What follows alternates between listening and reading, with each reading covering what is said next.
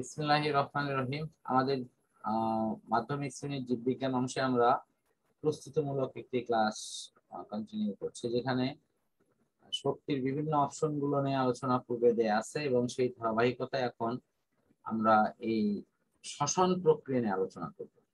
তো প্রথমে শ্বসন প্রক্রিয়া কাকে বলে? প্রত্যেকটা জীব তার দেহে সঞ্চিত গ্লুকোজ অণু এটাকে ভেঙে অক্সিজেনের মাধ্যমে শক্তি মুক্ত করে, সেটি হলো এটিপি, এবং উপদান হিসেবে কার্বন ডাই অক্সাইড এবং পানি নির্গত হয়। এই পুরো প্রক্রিয়ার নাম হলো শ্বসন।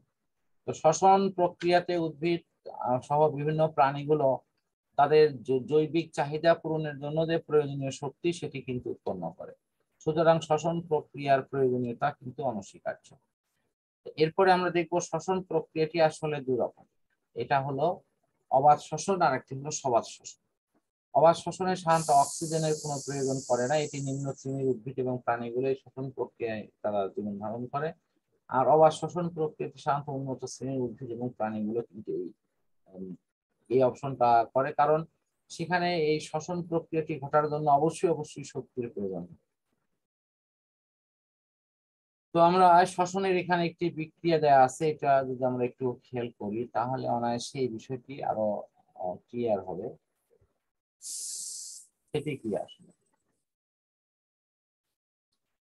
এটা হলো এই যে দেখো, গ্লুকোজ অণু অক্সিজেনের মাধ্যমে বিক্রিয়া করছে, বিক্রিয়া করে উৎপন্ন করছে কার্বন ডাই অক্সাইড, তারপরে পানি, এরপরে প্রয়োজনীয় শক্তি।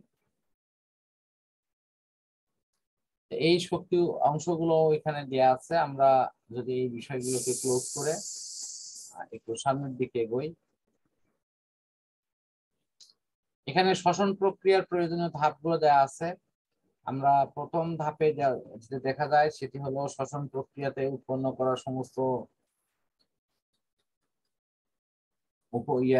প্রক্রিয়াটির শুরুতেই আমরা দুইটি উপকরণ পাই। একটি হলো পাইরুভিক অ্যাসিড, এটি 2 অণু, এবং 2 অণু পাইরুভিক অ্যাসিড। এখানে যদি আমরা এই ছকের এটা খেয়াল করি তাহলে অটোমেটিক্যালি এখানে 2 দিকে যাবে।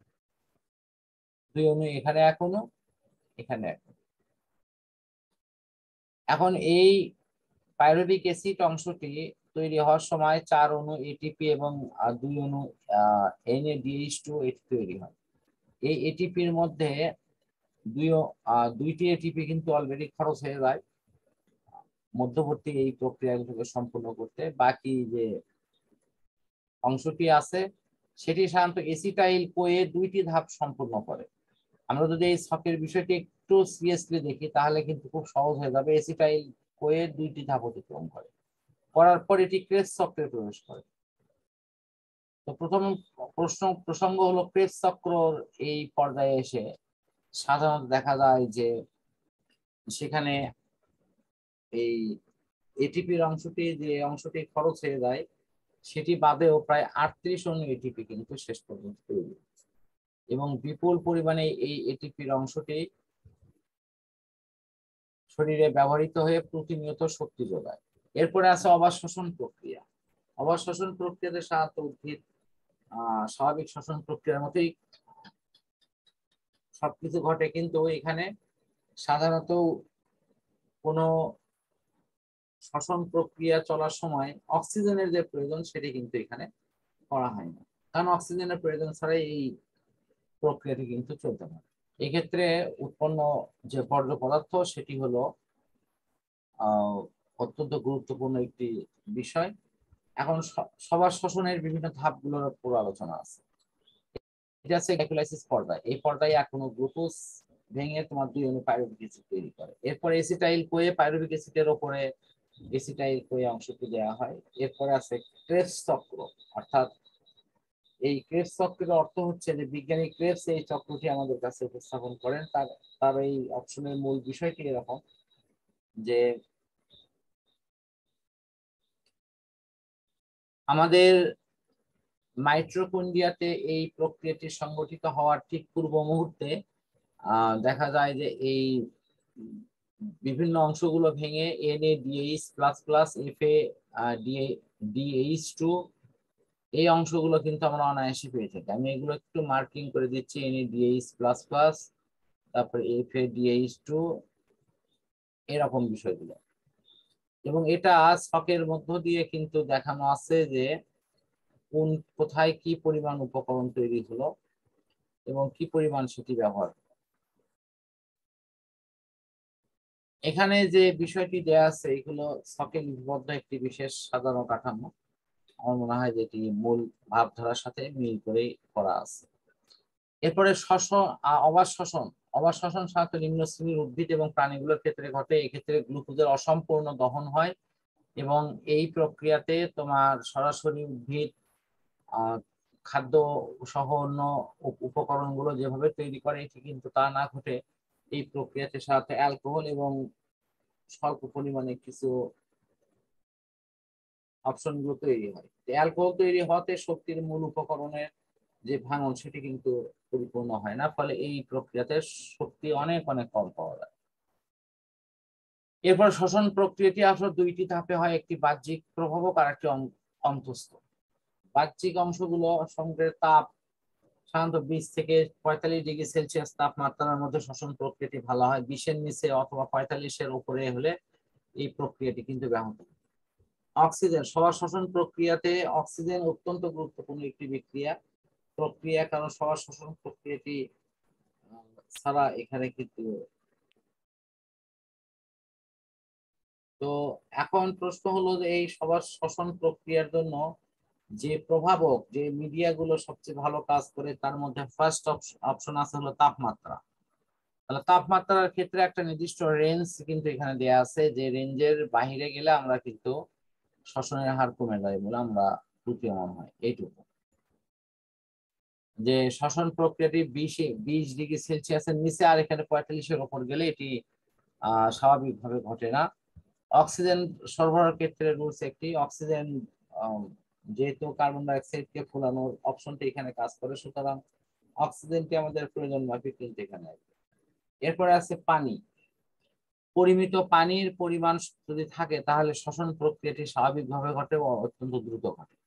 আলো শ্বসন কার্যে আলোর প্রয়োজন কিন্তু অনেক অনেক বেশি, এবং এই প্রক্রিয়াতে সাধারণত দেখা যায় পত্ররন্ধ্র মুখ খোলা থাকলে তোমার এই অপশনটা দিকে আমাদের আরো যে বিষয়গুলো নিয়ে নজর দিতে হবে তা হলো খাদ্যদ্রব্য উৎসেচক। উৎসেচক মানেই হলো তোমার সেটা সেই উপকরণ যে উপকরণটি স্পেশালি তিনি ঠিক মতো ব্যবহার করে। এখন এই উৎসেচক অংশটির আরেকটি নাম হলো অনুঘটক। এই পদার্থগুলো সাধারণত কোনো প্রক্রিয়ায় অংশগ্রহণ করে সেই প্রক্রিয়াকে প্রভাবিত করে, বাট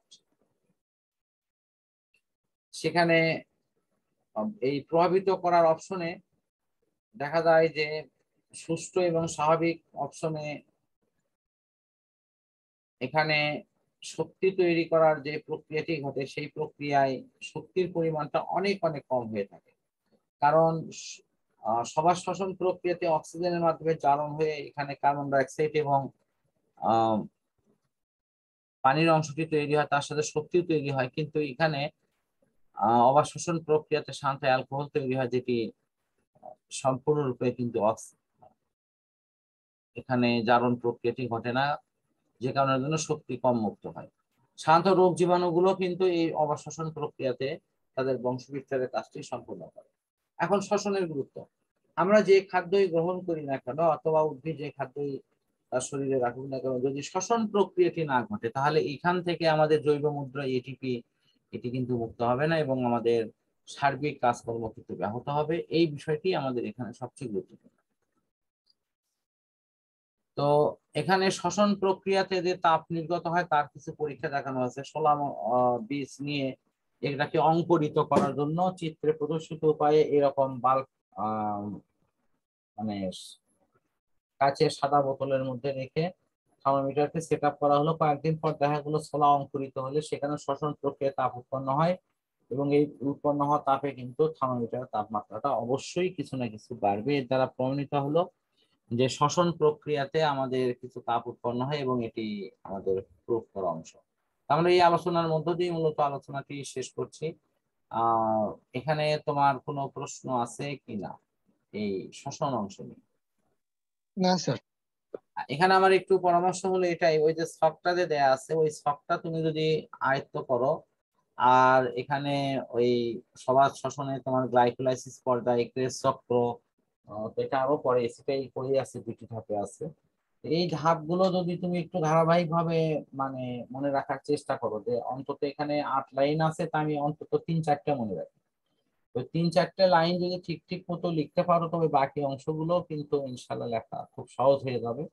কারণ কিছু লেখা যেন সুনির্দিষ্টভাবেই সঠিক থাকে, এটা আমাদের অবশ্যই সুনিশ্চিত করতে হবে। তো আমি এখানে প্রত্যাশা করছি যে এখান থেকে কমপক্ষে একটি প্রশ্ন, যেখানে 2টা প্রশ্ন থাকবে, একটি হলো সালোক সংশ্লেষণের উপর আর একটি শ্বসনের উপর। তো আজকের আলোচনাটা মোটামুটি শেষ করছি। পরম করুণাময় আল্লাহ তাআলার কাছে সামনের দিনগুলো সবার সুন্দর এবং সাবলীল হোক, এই প্রত্যাশায় আজকে শেষ করছি। আল্লাহ হাফেজ।